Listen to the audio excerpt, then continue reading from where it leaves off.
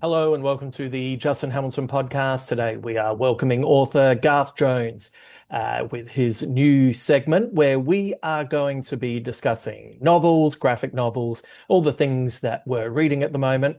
And at the end, just a little treat for each episode that we do together. We're just going to give you a little reading of what we're working on at the moment, the projects that we have in our scrawny little hands that we're getting at. I just need to point out about halfway through the reading of mine, I realized I was reading from the wrong draft. So I got about halfway through and was about to stop, and I was like, it's a small piece.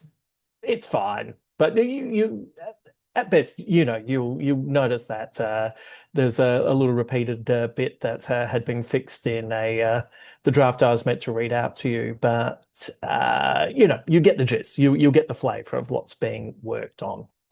Yes, so just a little reminder, lots of people have signed up for the newsletter, which is great, and that is going to be the best place to kind of stay across what I'm working on. I'm trying to leave the socials as much as I possibly can, and I'd much rather, if you enjoy my work, be able to have contact with you directly. So the latest newsletter came out on Tuesday. It's a bi-weekly newsletter, so you don't have to worry. I'm not going to be filling up your inbox, as it were, with all the stuff that I'm working on. But if you would like to keep up to date with stuff, I reckon that would probably be the best place to, sign up to. And then we can all avoid the algorithms at the same time. What I have been working on over at Substack, if you like my writing, there's a new chapter for my memoir, One Foot in the Spotlight. I've just talked about my first ever gig back in March of 1994. Wow. And yes, there's also a new free blog as well for Dispatches from the Fury Road. So you can find that there. Over at Patreon, you can find more of the audio work. You can find more podcasts. There's a podcast from 2016 with comedian Ben Elwood, where we discuss what's the world going to be like after a 2016 Donald Trump election. And it's shocking to see how much we get right. And it's also shocking to hear how, comparatively speaking, optimistic we are. And then if you head over to YouTube, you can see this podcast. There's lots of the podcasts have been recorded as video podcasts. And there's also a live show that you can check out as well. And also an appearance that I had on Charlie Pickering's show. So plenty of stuff over there, and that'll slowly build in time. Yeah, you know what? We're going to discuss a lot of novels, a couple of graphic novels, and yeah, hopefully we'll talk about some stuff that inspires you. So I'll pop by at the end of this podcast, but until then, let's bring in Garth Jones. Garth, you leave me in the dust when it comes to reading. And you've knocked off a lot of books. I was feeling pretty good, but the most of the stuff that I've been catching up on is I just had a massive pile of graphic novels that I've been meaning to get to, one of which I'll share with you later. And I've been reading A Shadow Intelligence by Oliver Harris, which is kind of like a modern day John le Carre novel, I guess, spy novel. Really smartly written, really enjoying that. I was hoping to finish that before we got to this, but sometimes you just don't. Well, it was also one of those things where I suddenly realized in the last few days I was reading to finish rather than reading to enjoy. So I was like, well, I haven't made any promises to Oliver, so why don't I just wait and get to it? Precisely. Yep. I'm going to preface this one with a little bit of a continuation of something we've talked about offline before, but we'll bring it into the podcast here. A couple of weeks ago, we were talking about how my daughter loves reading novels. Yes. Currently in the 6th week of the school holidays here. Yep. So she's at home today, and I said, "What are you going to do while I record the podcast?" She knows what the podcast is now because she is in the car without the swearing, and How, there's not that much There's swearing, not is much there? swearing. I think it No. was concepts. The Dave Anthony one, so I was like, that's fine. Don't just Yeah. Yeah. She just needs to hear the swearing there. exactly. She's got it. But today she's taken herself away with her favorite novel, and she's adapting it into graphic novel form. Oh, While, wow. while we talk. What's her favorite novel? It's about cats and dogs and things fighting. It's sort of a Game of Thrones scenario called Warriors. Yeah. Great. Yeah, she's working her way through the prologue at the moment. Yep. Yep, she's on her way to probably the graphic novelist dream of independent comic book production. Yeah. Got a book done soon. That's a good place to start, though. She'll be getting a sense of the rhythm of the story and Absolutely it. Yep. Yep. Different size panels, camera yep. work, all that sort of stuff going on. Speech balloons are in there. And it was a self-generated project, so I'm feeling pretty good about reading in general right now. Oh, yeah, that's great. I feel like your daughter and a couple of my friends' kids are about the only thing that's keeping me going. That's what they But I think the last time we had a conversation, this was once again, this was off air, but weren't you at the beach? And she said, "Can we go home and read?" And I was Yes. like, "Oh my God, this is music to my Yeah. ears." Yep. Yeah, that's the template you want. Yeah, Fuck the beach. Let's go home. yeah. No, I've never respected any child more. I loved it so much. Indeed. Um, Yes. so you have a few books for us to discuss. Shall we Yeah. start with Enshittification? Because it feels like with everything that's been going on in the world, that probably is the one that is The most relevant. most Yeah. relevant. I mean, when we were setting up to talk today, my computer became the very sort of embodiment of the fucking book. Like nothing was working, Right. clicking. People have probably heard of Cory Doctorow, the author of Enshittification, which was maybe the 2024 Webster Dictionary Year Book of the Year, Word of the Year Yep. at the time. And the concept is basically that everything is just getting technologically things are just getting worse and worse because capitalism needs you to continue to subscribe to your apps, your Yeah. streaming service, your computer now in a lot of senses, the things you use to do your job. Yeah. But they see no reason in not just making them, basically bricking them out and making them as terrible as possible. Yeah. Right. And Cory Doctorow, he's been a tech journalist and he was on the electronic a bunch of forums around sort of digital rights in the early 2000s. He started the website Boing Boing. Yep. It's like a very big sort of, I guess, Web 2.0 site with a lot of news and sort of tech savvy stuff pre-Twitter Yep. and everything that came after that. So he's been around for a long time. And the book, yeah, is essentially talking about case by case, why these, the four major tech companies or the five major tech companies now take your, say Photoshop or Zoom or whatever else and just stuff it full of features you don't want Yeah. and charge you more money because they've got a monopoly on all that stuff. Yeah. It's absolutely wild for me to remember this, but back in I reckon it was late 70s or early 80s. So uh, pretty much around that kind of pivot point of the new decade. And Mum saved up her money and bought a color TV, and it was one of those ones that was in the wood paneling, Yep. and Got an that RCA like that. Yep. yeah, yeah. And that television lasted her right up, like for decades. Now, a couple of times she had to send it off to get maintenance because, that's what the insurance covered. And in the end, uh, the reason she just stopped using it was because the signal was changing, and then that TV wouldn't be able to pick up on it. But Yes. it was made to last, and it Yeah. and it did for decades. And decade. I mean, I think the same thing with my grandmother. She had one of the big sort of, probably 150 pound, 70 or 80 kilo Yeah, monoliths that sat in the corner. And that basically saw, she had it well before I was born. And yeah, that well into the late 1990s. yeah, 30 or 40 years worth of value there. Whereas, a laptop now is guaranteed to shit itself with probably on average and within about 5 years. yeah, Basically around upgrading your operating system until the technology just doesn't work with it. Yeah. Same as your phone. Yeah. And now it's just stuffing AI functionality into it that makes things more and more difficult to use. Yeah. So, the book's not all doom and gloom. There are suggestions on how to fight back and how to sort of change tack on a lot of these things and embrace alternative technological solutions for what you're doing. With the caveat that it was written and finished in June 2025. So Right. a lot of the legislative stuff that Trump has done since then sort of makes you a little bit more sort of skeptical about how much pushback you can actually make. Right. But there are definitely movements out there. There's a guy called Paris Marx, who's a big tech journalist that's worth looking at, who does a podcast called Tech Won't Save Us.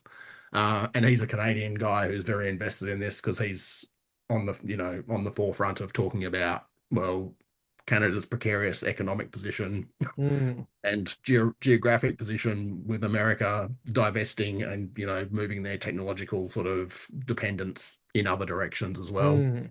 So I mean, like when it comes down to it now, if you buy a new car and no one's buying a Tesla here, but Tesla will report about 2 terabytes worth of data a week Yeah. of Right. your habits. Right. So a Tesla will upload where you go, what you listen to, what you say. All of that stuff goes back to the Tesla hard drives and the profile they create on you. That's sort of the implicit sort of contract now when you buy a car Yeah. is like it's going to be listening to you, it's going to be sending all this data back. Yeah. You can research and research and research, and you're still going to end unless you buy something from the 1970s or the 1980s. Yeah. So yeah, lots of ideas around how to sort of try and pull some of that power back against these sort of oligarchies. It's not the most. It's a bouncy read, but yeah, it definitely gets in the weeds on policy and things like that as well. Yeah. What's one of the suggestions on how to fight back? I just log off. No, Is that it? Yeah. Is that basically it? I think there's a lot. I mean, country to country too. I guess it's like legislation. You push the people in power to sort of like, yeah, no, well, I'm not going to vote for you. I'm going to talk to your local member, all that sort of stuff. I mean, in Australia, they've been pretty successful with AI stuff at the moment, but see how long that lasts. In Yeah. terms of, ensuring that creators have rights and don't have their data just all their IP just scraped. Yeah. But I think it's moving goalposts now that the way the world is sort of reshaping itself. Yeah. In terms of the international sort of relationships, and it's a lot of it is divest yourself of technology made in America. Phones, that's very hard to do. Yeah. But if you're dependent on things like Photoshop and things like that for your work, you can find alternatives that are free or cheaper. Yeah. It's researching and making networks and just deciding en masse that you're not going to use Twitter anymore, or you're going to find an alternative way to have those communities that isn't as so beholden to like Elon Musk or the guys that are all using it for all the awful stuff they're using it for.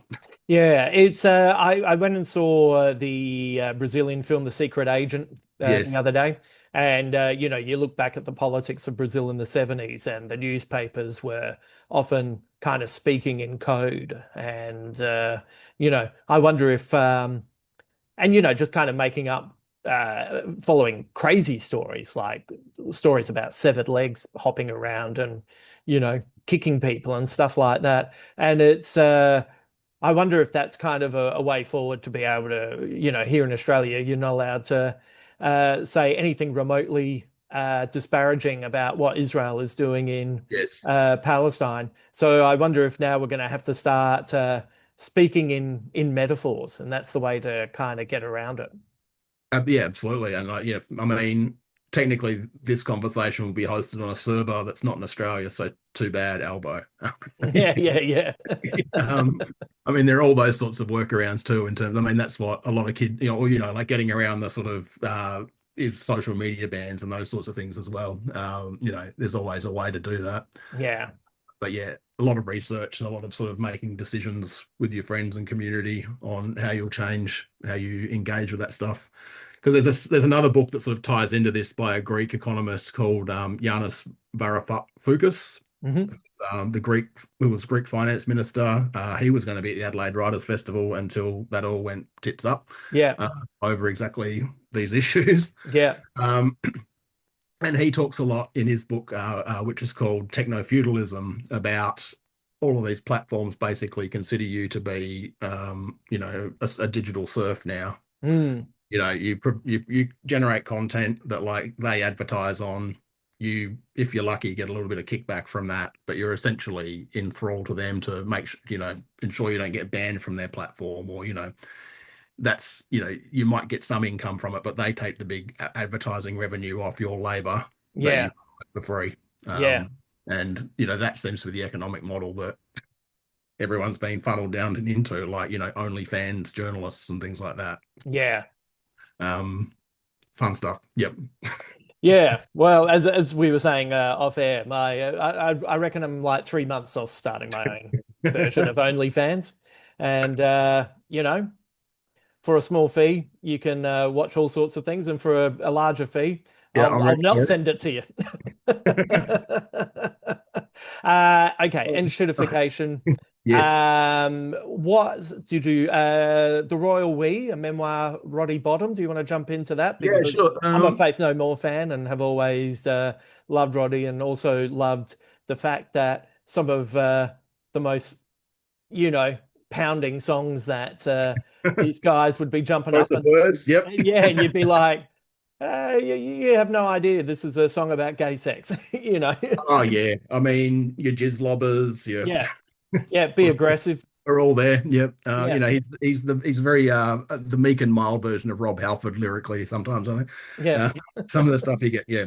But yeah, Roddy's released this memoir called The Royal We, which isn't like a lot of music memoirs, I guess, go cut straight to the chase. They do the sort of I grew up, you're the sort of formative years, and then it's straight into your, rock star life, mm, and all the bells and whistles on that. Roddy sort of very much stays clear of that and talks about how transgressive it was to be growing up in the 70s, early 80s in San Francisco mm, as a closeted gay man in rock bands. Heroin is a big factor in the story. The personalities he sort of comes into contact with are all sort of the who's who of those scenes and the sort of independent and alternative music scene of that era. mm, Courtney Love's got a fairly prominent role. I learned mm. he was one of the first singers of Faith No More. Yeah, And if you look that up on Instagram, you'd be glad that she didn't end up being yeah, the yeah, primary singer of Faith No More. yeah, He's a poet. It's a very lyrical, beautifully written sort of meditations on being a young, queer guy. And a lot of the stories are confronting because he is underage. yeah, And, that what went in that era is probably pretty confronting to a lot of people in this era. yeah, Um, but he has the attitude that, that was all part of his, coming of age, as it were. yeah, Uh, and it was a different time. So he yeah, wrote very beautifully about, the way that, he navigated that space. And it's got some, choice anecdotes about Guns N' Roses that are very indicative of like the vast separation between Faith No More and, LA cock rock yeah, of that era. Just the kindness and the sort of empathy that they exhibited versus the Guns N' Roses having their private porno suite, yeah. constantly filming and all that sort of stuff. Yeah, Faith No More. What a fascinating band in that, they kind of hit really big, but immediately, uh, like they kind of stay a big band, but they also immediately retreat to the shadows as well. It's always been fascinating to me that Angel Dust was not the hit that I perceived it to be when it first came out, Yeah. because I think that's such a Yep. perfect album, and to hear that kind of took them two steps backwards as far as general populace. It was always mind blowing to me. Yeah, because I guess my recollection of it is around probably Pearl Jam's first album and a whole bunch of stuff. And I just sort of filed that in my head as all of this stuff was successful in that window Mm, of time. But yeah, it was definitely, I mean, a challenging listen, in hindsight. I mean, it was Jim Martin's last album, I think, because he mm, was more in the Guns N' Roses camp instead of in terms of what he wanted to do. yeah, The big metal stuff yeah. and being dragged in the other direction by, the other guys. But yeah, such a fucking amazing. I mean, I only realized the other day that Mike Patton was only really in there for the first time for just under a decade. Mm, yeah, Like it was all over with yeah, Pat by 97. yeah, So that's like, he turns up in 89, 88, 89. So yeah, less than a decade actually fronting them the first time. yeah, And then they're all off. And and part of Roddy Bottum's stuff is like Imperial Teen. yep, During COVID, he's released a couple of great sort of with his partner, his husband, he's released a couple of really good sort of alternative rock albums called Man to under the moniker Man to Man. hmm, He's a big burly bear now, yeah, which is right. great. Yeah. I didn't realize that. Oh yeah, he's not the little waif he was. He's very bare coded these days. Yeah, So lots of leather harnesses and stuff on the Instagram. So yeah. it's yeah, And where he's been clean for a long time now, hasn't I he? believe so. Yeah, I Yeah. mean, I think that I mean the other aspect of this book that I've seen that he barely mentions in passing, but like it gets the headlines is that like he took $12,000 from one of their first advances and he invested it into Apple when Steve Jobs wasn't in Steve Jobs' sort of period of non-involvement. Yeah. Because one of his former boyfriends suggested he do that, and that's basically made him independently wealthy, aside from Faith No More. So he's Oh, been, right. you know, out in the wilderness doing whatever he wants to do for the last 30 years, 40 years. Ah, right. Yeah. Yeah. Interesting. But I reckon, yeah, definitely don't go in. Not that I'd expect many listeners of this podcast to, but it's not the sort of you know, bedpost checking sort of like rock memoir. It's more sort of a emotional, poetic sort of journey through what it feels like to go through that ride up. Yeah. And that sort of, in a band that certainly you wouldn't have thought would have had that impact. And it's hard to tell if they'll ever get back together. Oh, God. I mean, Sol Invictus was 10 years ago this year. Yeah. So, Yeah. Jesus Christ. Yeah. It is that they are one of those bands where I don't know, there's something about Patton where I don't know. I think Patton is a genuine genius. And so sometimes those types of people are kind of mercurial and Yes. you have to see where the muse appears and take someone like that. It's fascinating listening to Mr. Bungle. If you listen to all four albums, they're pretty much they could be separate bands. They could be completely I mean, yeah. the most recent ones, yeah, I mean, it's just a thrash album, or Yeah. very much a thrash album. It's got Scott Ian from Anthrax on it, Yeah. uh, and they just pulled that out during COVID, and Yeah. I they're like, watched. Did you just watch that on yeah, it was oh, you're great. taking me back now to those glorious sitting But in the backyard in a tent with my laptop. I sat here and watched it and it was like one of the highlights of Yeah, it was great. Yeah, yeah, especially yep. all the little cameos. Yeah, that was amazing. And I mean, he'd I mean, not to go up in the pattern sort of like deification, but yeah, I mean the Dead Cross albums he did just prior Mm, as well, like the hardcore albums. Like, yeah, I mean, it's sort of hard to contain him, I guess. yeah. And understanding more about how Billy Gould and Roddy Bottum sort of are the sort of engine room as the rhythm section and Yeah. sort of the band's sort of direction in general. And Billy Gould managerial as well. Right. Yeah, so I guess that's where they sort of diverge. Yeah. And Yeah, is there before we move on, is there much in the way of discussion about their antagonism with Red Hot Chili Peppers? there is not. I mean, a lot of this stuff too, he doesn't mention people by names. You just Right. infer a lot of the time. I mean, Right. Courtney and Kurt are in there, Yeah. more as personal friends, but a lot of it's just the inference of understanding what that alternative music scene was like. But I Mm. mean, saw it the other day. Anthony Kiedis is going out with a 19-year-old, so that's Oh well, maybe they're in love. maybe. Maybe Yes, they're in love. yes. Always glad that you know, every time you get disappointed, you got to celebrate the wins. And I was always a Faith No More guy over Red Hot Chili Absolutely. Peppers, and thank you. Yes, that was the algorithm showing me music teacher says Anthony Kiedis is tone deaf. Yes, we know that. And then that was the follow-up. So Great. thank you. Um, Now you read the latest Booker Prize winner, Flesh, I, by David Szalay. Is that how you pronounce his name? I think so. Yeah.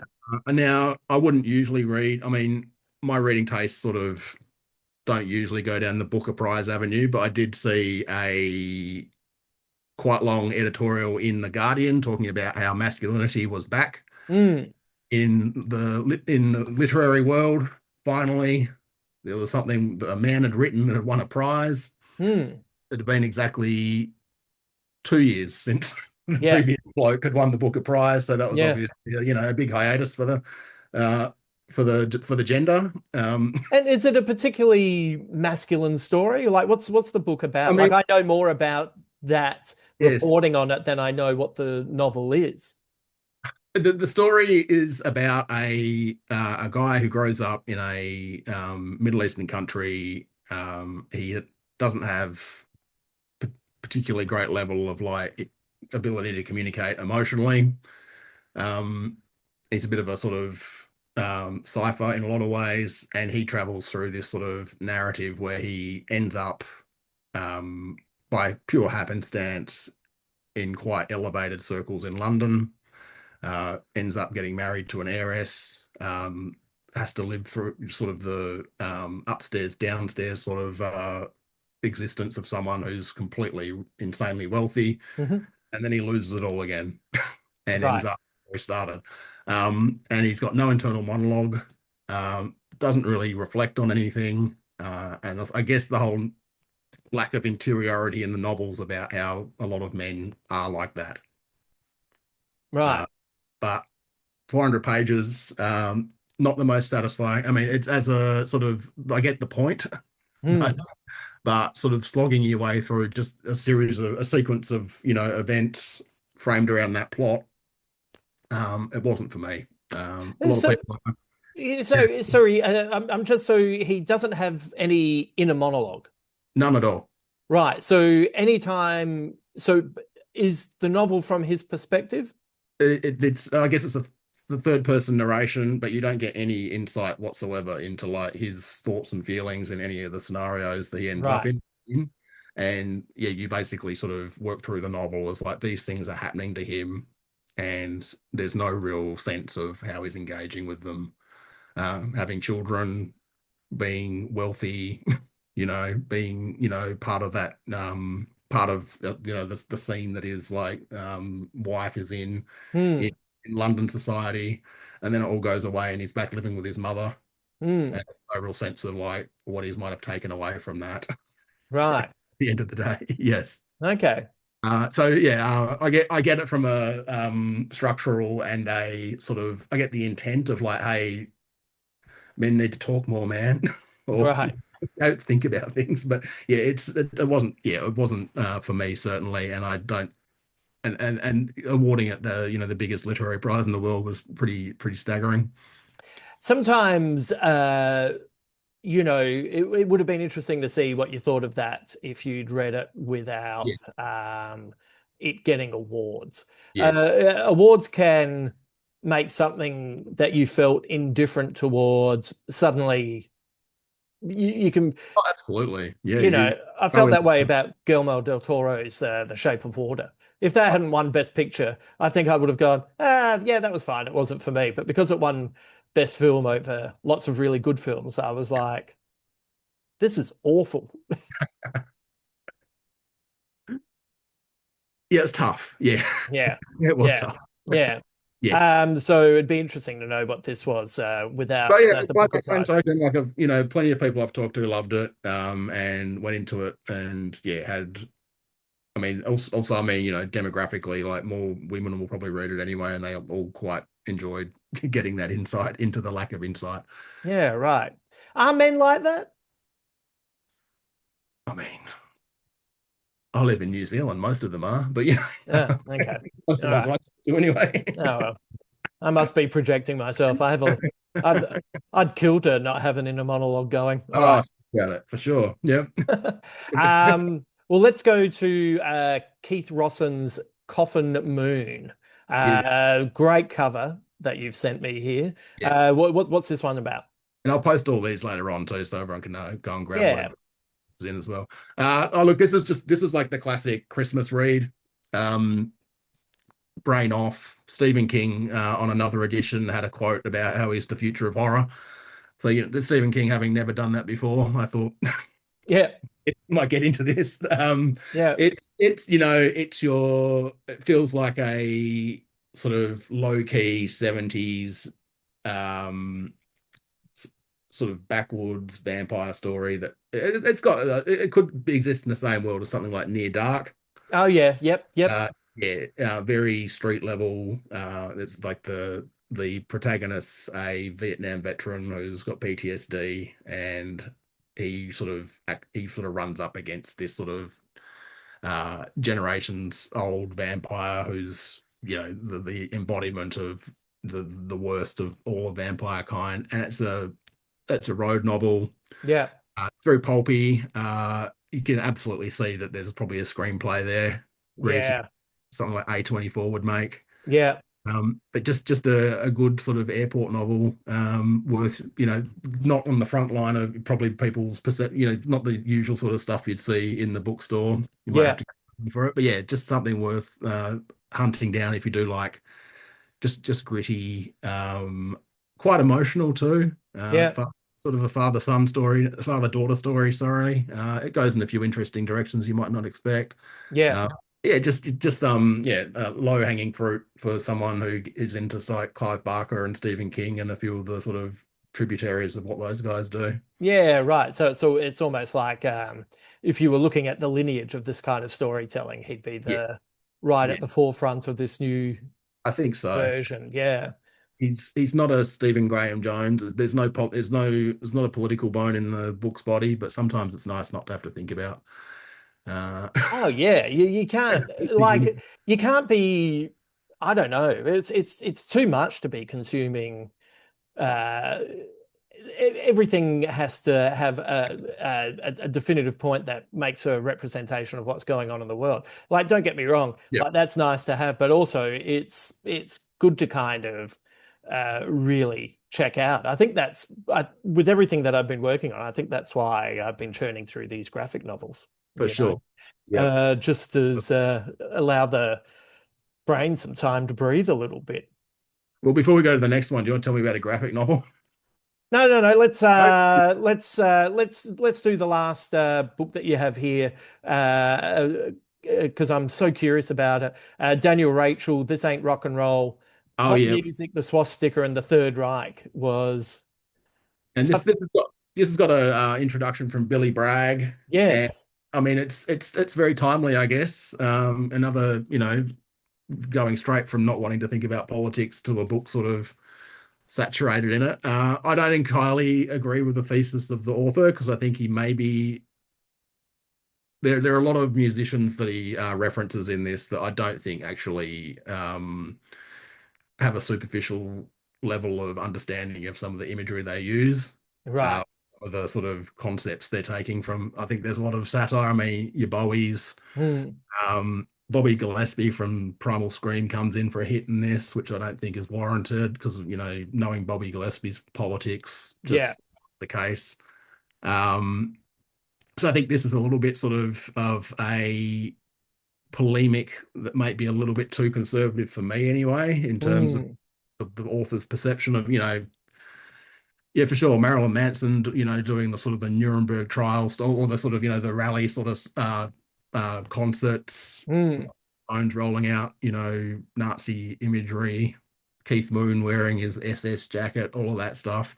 Uh, it all, again, sort of was of an era, and those guys were trying to be provocative, but at the same time, it's definitely playing it would to I mean, Prince Harry, for God's Yeah. sake. I mean, Yeah. If Keith Moon had pulled his trick 20 or 30 years later, that's where we've ended up, Yeah. But I think there's not enough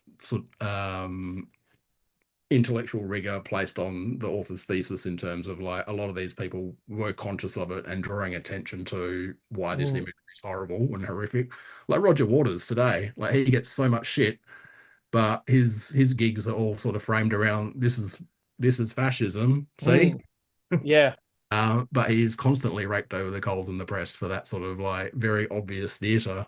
Yeah. Yeah. Yeah. It's also, to look at someone like Keith Moon, you have to remember that's like 30 years after World War II finished, That's right. and it's more a rebellion against you know Well, the they're taking, yeah, parents and the people who came back, and also so many things are people if people don't get the joke, then like if you don't realize it's funny, there's yeah, and then that somehow ends up being a, oh well, you got it wrong. It's like, no, no, no, you're not getting it.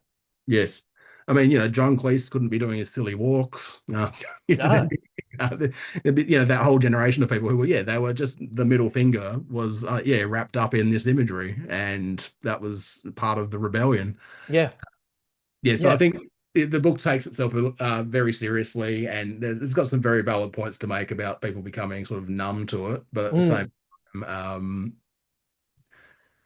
where we live now in this present moment in Yeah. history, and clearly there are other images and signs and sort of demonstrations of how that's played out and Yeah. continues to play out.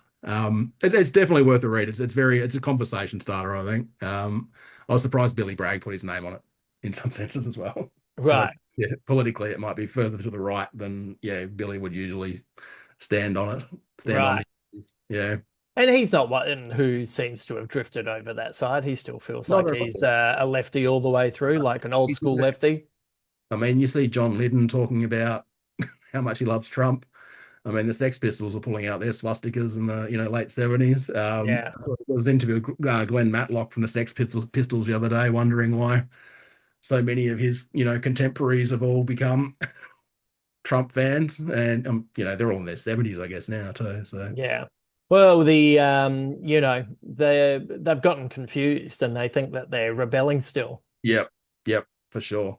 Yep, The small liberal agenda, which is, as we know, humorless, but just be nice. just be nice. But yeah, but do make a lot of good points. Yeah, it's Yeah, interesting, isn't it? And I just wonder if, you know, uh, we'll start to see Gen X slowly morph into the next punching bag.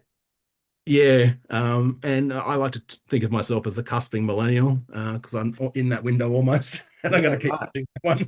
right. You No, know, I've learned they'll, and then the yeah, millennials, but by that time I'll have dementia, so it's fine. yeah, Uh, yeah. So you'll I be able to get out of it. Yeah, it's funny. I get a lot of people making comments, sort of saying, Gen Xers, oh, sorry. And it's like, you know what? I actually don't sign up for any ideology no, it's whatsoever. sort of irrelevant. And um, yeah, I mean, yeah, just another division, really, just Yeah. used to keep everyone at each other's throats. Yeah, and just stop people really communicating because Yeah, it's as soon as you say boomers or millennials or Gen X, as soon as you say that, someone's going to get their back up. So you've already put whatever you have to say, behind the eight ball. exactly. And I mean, I heard the hottest 100 happen on the weekend, and I couldn't be happier to be completely oblivious to that was Mate, once upon a time that was the totem of January, but like I yeah, was I had no completely idea. oblivious. No, It's uh, great. one of the artists, but yeah, that's fine. Yeah, no, I saw a couple of names mentioned, and it flew right over my head, and Here we are. I felt quite relieved. I felt good. Some of the graphic novels that I've gone through, I I actually started this last year, but I finished The Life and Times of Martha Washington in the 21st Century, Oh Frank yeah. Miller, Dave Gibbons. I'd read Give Me Liberty, and I think I'd read the second series, and I may have read one of the one-offs in like a Dark Horse anthology. But I hadn't read the whole thing, which be literally begins with the birth of Martha and ends with her death. I read it. Yeah, I read it a while ago. Yeah. It's really good. Like it's uh it's funny to read what was once satirical, where you read it in hindsight now, and it's like, oh, you didn't quite get that right. That didn't happen in 2012. That happened in 2016. Yeah. Yeah.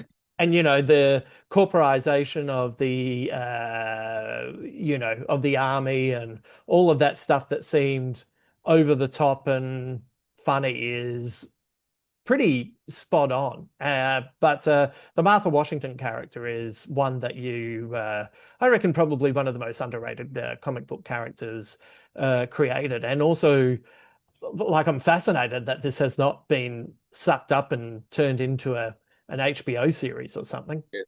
I mean, it's pretty remarkable reading it too and going, this was Frank Miller when he was coherent and Mm. could hold the line on telling a story. And Yeah, yeah. I kind of get the impression that, it took them like 20 years, they'd yeah, come back and forth. And I Dave Gibbons does all the writing in the compendium, and yeah, it's interesting. There's nothing said, but I wonder if, the further they go along ideologically, they get further and further apart, but manage to come back and finish the story in a incredibly satisfying way. yeah. It is underrated. And yeah, I think I got back to it because that compendium came out 3 or 4 years ago, did it? Yeah, Yeah. yeah. But yeah, I definitely remember reading, the lot in sort of a few days during COVID or late COVID. And yeah, it was, a pretty major revelation. Yeah, quite Yeah. emotional too, Yeah. with everything that goes on with it. So I've had that for a while. So it was interesting to get to that. There's just before there's did you read the series Prez that came out maybe a decade ago? I didn't read the series, no. Which was based on you get the character Prez in Sandman at Yeah, one point. yeah, And it was like it was a character that came out in the set that was created in the 70s about a teenage president. yeah. And there was a new series that came out, I'm gonna say just before the 2016 US election. And it was updating the concept to sort of a teenage girl Right. becoming president of the United States. But the same sort of token as Martha Washington, a lot of stuff predicted in that is just Yeah, they obviously the lens they had was a lot more, close to where we were headed. right. But, the sort of not the idiocracy of it all, but you're definitely just like the complete overwhelming surveillance and 24/7 commercialization and injection of like all of this shit into the political cycle. Mm. Really, really great. Worth checking. I think there's a couple of trade paperbacks of it. Yeah, right. Yeah, but it's worth Okay. checking. Yeah. Oh, I'll check that out. That sounds interesting. I finally read Thomas Pynchon's The Crying of Lot 49. Always interesting to read heavy satire Yep. well after the fact. I enjoyed the read. I had to really focus though, because it's so, the absurdism can kind of leave you with a little bit of whiplash, but I thoroughly enjoyed that. But the graphic novel that I picked up because I'd seen a little bit of the artwork, and I read some reviews for it, is Martian Manhunter. Abs Yep. The absolute version. For those people who don't know, DC Comics has been doing this new universe called the Absolute Universe, where they've reimagined their characters, and for the most part, it's been pretty successful.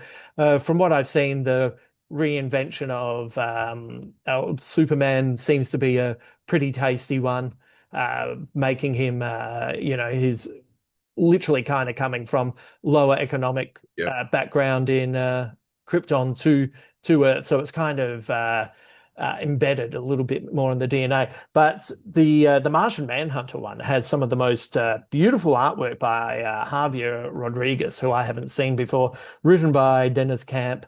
John Johns ends up in an accident, but the Martian Manhunter's guiding him almost like from an astral plane, as it Yes. were, and is it reads alien, like not as in the Ridley Scott, but it is a different form of thought and a different approach, and the way the character is kind of trying to maintain a basis in his world while having this big green alien kind of figure in his mind guiding him, and while there seems to be this invasion happening all around them. It was quite remarkable, and the artwork was it was absolutely stunning, and I can't recommend that enough. It's like I read it as a trade, and I was like, oh, do I want to start reading this as single issues? Which the answer is no, but Oh, because I just can't get into that rhythm anymore. But can't wait for the next trade for that. yeah, cool. I started that, so I have to go back and have a catch up with it because I did Yeah, enjoy that over the sort of edgelord Batman. Um, yeah, yeah, yeah. there's some interest like the Superman coming from the science class, Yeah. Krypton, and sort of being booted out and sent to that like the sort of the Bolshevik take on the mythology is really great. Um, Yeah. and but the Batman also coming from the lower socioeconomic background, but all the Spawn stuff just took me out of it. Oh yeah, yeah, yeah. I know what you mean. But it does seem interesting that because I think the premise is that Darkseid got expelled from Yes. the DC universe main and has created this universe. So Yep. everything's just a little bit shit for the majority of the characters, which I quite enjoy. Yes. No, it's interesting takes. And yeah, a lot of fun. A lot of fun. Yeah. Before you go, what are you working on at the moment? Um, I'm working on a novel called The Creeps of Levitating Aotearoa, which is about a journalist who gets sent to a island retreat that is run by a wellness cult who are getting into uploading their consciousnesses into an arc that's going to save them from the ecological devastation. Mm. But Sounds everything is plausible. everything's not quite what it seems, and I won't spoil everything because I've got to get back into it once the school holidays finish. I've got probably another 50 or 60,000 words to go, and I think I've solved it. Yeah. But yes, it's the lead character's sort of a disgruntled 50-something individual who thinks the world owes him a lot more than he probably deserves at that point, and he's on the island, and he's nominally there to write about to write a puff piece Mm. for whoever he works for, but he's also sort of being sort of lured into the cult, I guess. Right. Yeah. Do you have anything you can share with us? I do. I'll just get into it, hey? Yeah. Griff was having one of those dreams again. The sort that left you yelping in the night, your subconscious mind weakened by the booze and left to wander, defenseless, in the densest thickets of your filthy mind palace's very worst impulses. The sort that drove your missus to the spare room cursing you and sod whatever deeply ingrained trauma you might have festering in the subterranean recesses of your increasingly addled brain.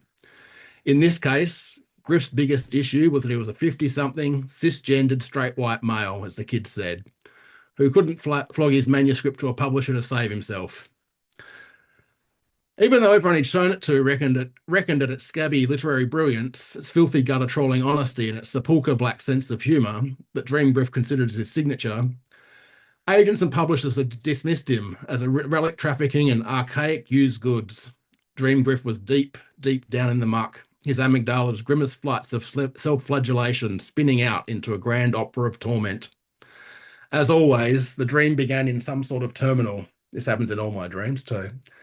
This point of convergence was always the same. A chaos of Escher-like architectures rendered in luminescent white, commuters a harried blizzard of half-familiar faces from the roll call of his life. The station stretched off into infinity in every direction, endlessly complex crystalline networks. Sleek, featureless bullet trains, like dildos via Jonathan Ives, blurred in and out of the waypoint on every axis, whispering as their dream-themed payloads embarked and disembarked. Dreamgriff stood at the fulcrum of this bedlam, heart outsized in his chest, dread a yoke around his scrawny hangdog neck, dragging him into the firmament. He was nominated for an award, you see, the award he had craved for so long.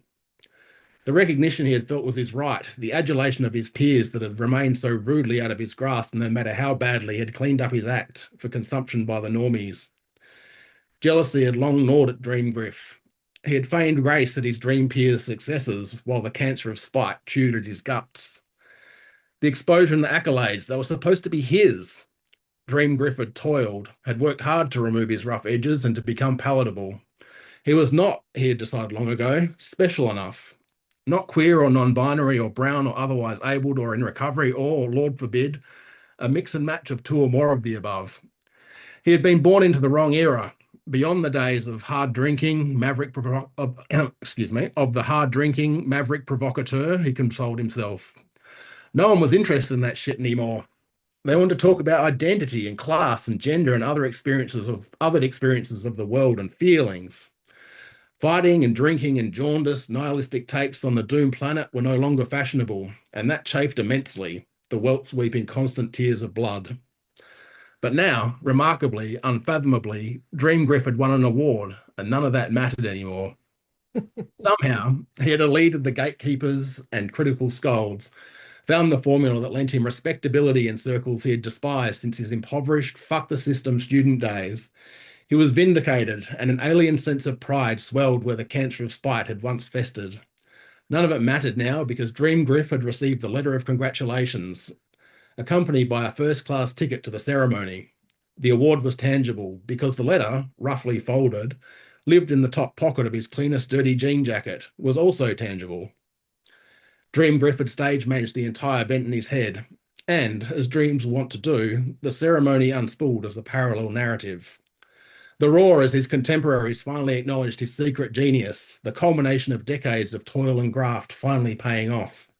The adoration made his posture better, his teeth whiter, his hair cleaner, and his dick unfathomably huge. Everyone could see how much better he was, how superior the contents of his brain spilled artfully onto the page for purchase and airport newsagents had made him.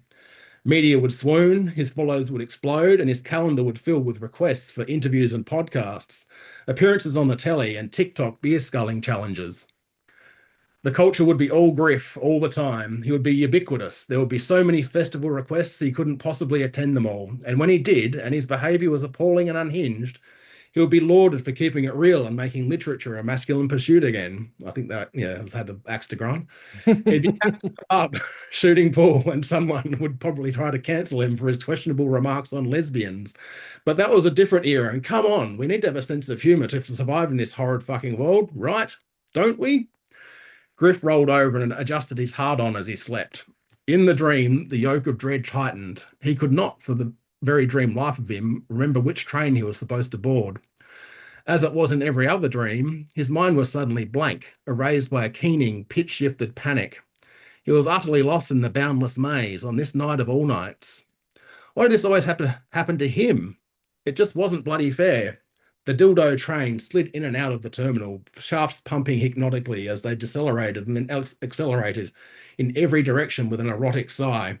Somewhere, deep down, Griff's subconscious strained to course correct, desperate to avoid this night of nights, spinning off into yet another sex dream feature presentation. Dreamgriff spun and was confronted by an army of fleshy intrigue, a teeming, lusting squadron of morphing exes, crushes and one-night stands, all howling with orgasmic purpose as they frotted, frigged and squirted their ways towards him. A wave of gushing carnal energy preparing to wash him away at the precipice of his grandest triumph. The invitation, his sensible brain pinged.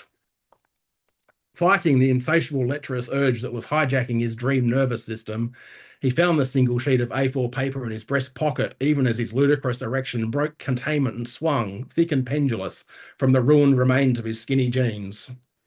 That'll do.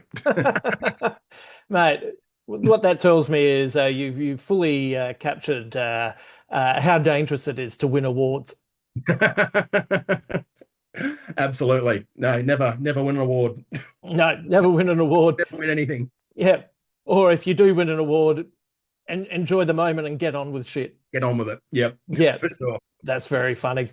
I am working on a project that is at the moment got the working title of 1996. It's set during the Adelaide Fringe, which was a pretty momentous fringe. It was not only the first one that I performed at, but it was the year that Keating lost the election Yeah. to Howard. So, it was an extremely hot fringe, and the goal with this was to not write from an artist's point of view, but write from the point of view of a person who is working behind the scenes and very important behind the scenes. It's the main character is Maggie, and she is young, but she's working for this new venue that's been open for about 6 months.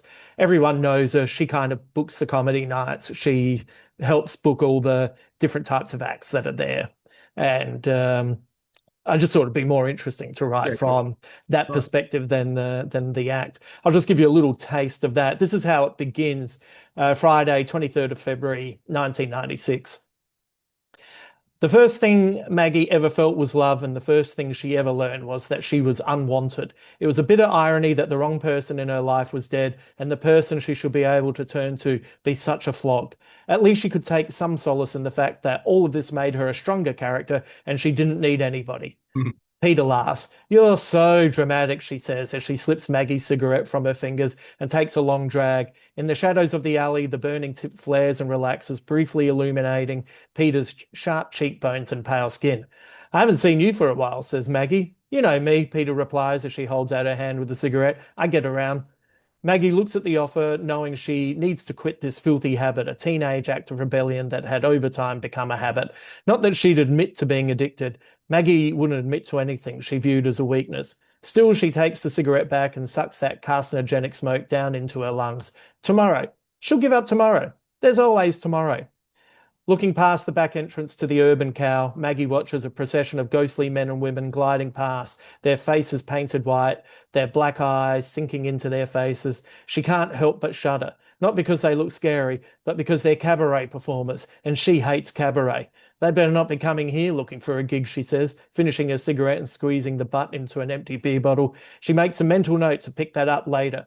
Hopefully there will be another moment tonight when she can return to this place of respite. Have another quiet cigarette. Alone. Breathe. Then on cue, the back door swings wildly and slams against the wall. Hey! Sorry, says Wade as he spills into the alley. Black t-shirt, multicolored vest, black pants, drenched in sweat like he's run his head under a tap. His goatee looks like hair clippings that have been applied with glue. He's 2 years older than Maggie, but feels 5 years younger. She treats him like a younger brother, just not one of hers because she likes Wade. Spit it out, says Maggie. Jesus, it's the opening night of the Adelaide Fringe. How's he going to be 3 weeks in? Oh, yeah, sorry. Stop saying sorry. Yep, sorry, says Wade. Dan's looking for you. Maggie sighs. Of course he is. Time to get back upstairs anyway. She finishes her cigarette and stuffs the butt into the empty beer bottle on the ground, something to pick up and discard later. Come on then, she says to Wade, grabbing the sides of his vest with her forefinger and thumb. Why are you wearing this? You look like a clown has thrown up on you. That's the third time you said that to me tonight. Really? I guess that means it must be true. The rule of three and all that. We'll leave it there. I've tried to write this first chapter as if it was a TV series, it would be a one shot to Yeah, try and nice. try and create the architecture of the venue. Yep. So anyway, so that's kind of where how many And mobile phones too. So that's a no mobile phones? mobiles. Yep. Well, there's like I vaguely remember like if you had a mobile phone, you were a fucking dickhead. That's right. Well, let's bring that back. They should bring that back. All right, that's great. We'll put these books up on Yeah, cool. online so people can look at them and see what kind of grabs their fancy. But there's a pretty And, broad range there for them. and yeah, in the months to come, I've been having a little chat to various publicity departments, and we'll get a few exclusive looks at some books that are about to come out this year as well. Oh Uh, yeah, great. yeah, we'll have a look at author Holden Shepherd's new book in a couple of months. Yep. There's quite a few things coming out that we'll probably have a chat about next time, that I've just managed to get my hands on. Yeah, So great. I can give you a sense of what's coming out as well, so people can get ahead of that in the conversation stakes. That's what we'll try to do. Try to give people an idea of things that they might not be across, and Yeah. hopefully get some sort of joy out of that. So that was great. All right, mate. Where can people find you?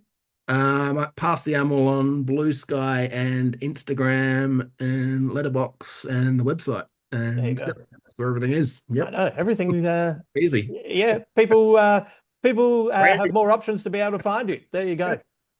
All right. Thanks, mate. Cheers, Justin. Thank you to Garth for joining me today. Lots of suggestions right there. So what I'll do is I'll put them up over at, I reckon, the official Facebook page, or you know what? I'll put them over at Patreon. That's probably the best place to find that kind of stuff. So yes, you can head over there and you can find out all about those books and see which one grabs your fancy. So I hope you enjoyed that, and we look forward to reading more. It keeps us on our toes as well. Like I was hoping to have finished that new spy novel, which has been a nice little getaway from the rest of the world. And yeah, as I said, I was churning through it, but I realized I was churning through it to get it ready for the podcast. And it's like, "Oh, I'm actually really enjoying this." So it can wait until Garth and I catch up again. Once again, if you would like to find all the stuff that I'm doing, including signing up for the newsletter, head to my website, justinhamilton.com.au, and there's the newsletter sign up page. There's links for Patreon. There's links for YouTube. There's links for Substack, and you can find the socials if that is your thing as well, if you would like to touch base with me there. But let's go for the newsletter. If you're up for a newsletter, it'll be updating all the stuff that I'm doing, and I'll be making some suggestions there as well. There's a couple of movie suggestions that I'll try to shine a light on, things that you may not have thought of or may not have heard of. So we'll make it a little bit more interesting than saying, check out this blockbuster that you're all across. All right, I'll be back next week. I'm pretty certain Will and I will be catching up again for the 8 a.m. catch up. I also have an interview with an old friend of mine who is an entertainer now, and in like not just comedy, but does lots of let's say magic styled shows. And he also has this incredible story about seeing not one, but two UFOs. And when we caught up, and I hadn't seen him in ages, we were discussing it. And I was like, well, do you want to come on the podcast and have a chat about that? So it's an interesting discussion, and just something a little bit different to break up everything we're doing here in the new season of the podcast. If you're enjoying all the work here, word of mouth is the best way to help out. And if you have friends and family who you think would like the more positive approach to the work that we're covering here, whether it be TV, movies, books, etc., send them over. The more the merrier. Let's make our little group of people an interesting and erudite group who really just want art and entertainment to do everything that it can possibly do. Entertain, inspire, make you think. All right. Thank you for listening. Thank you for watching if you're on the YouTube page. And as always, until then.